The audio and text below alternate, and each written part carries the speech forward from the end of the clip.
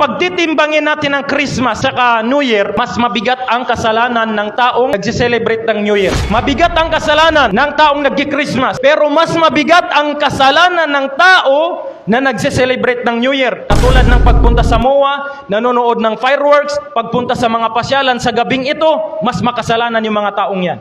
Bakit? Si Jesus ay mayroong kinalaman sa pananampalataya natin. Pero yung dinadakila dyan, sa New Year na yan, ay Diyos ng mga Romano na ang pangalan ay si Janus. Si Janus ay isang Diyos ng mga Romano. Meron siyang dalawang mukha, dito sa kanan at dito sa kaliwa. At alam niyo ba na ang January ay ipinangalan diyan kay Janus? Diyan kinuha ang January kay Janus. Bakit? Ang kahulugan ng Janus ay siya ang simula. Kaya nagsisimula ang taon ng mga kufar sa January. Kasi yan nga ang paniniwala nila. Dahil si Janus ang Diyos ng panimula, ang Diyos ng katapusan, ang Diyos ng pagpasok, ang Diyos ng paglabas. Kaya napakalaki ng kasalanan ng tao na uma-attend sa pag-celebrate sa New Year.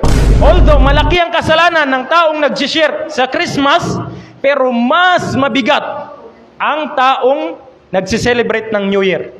Kasi nga, si Jesus may kinalaman pa sa pananampalataya natin na sineselebrate diyan sa Christmas. Pero si Janus, subhanallah, wala nang kinalaman. Diyos ng mga Romano.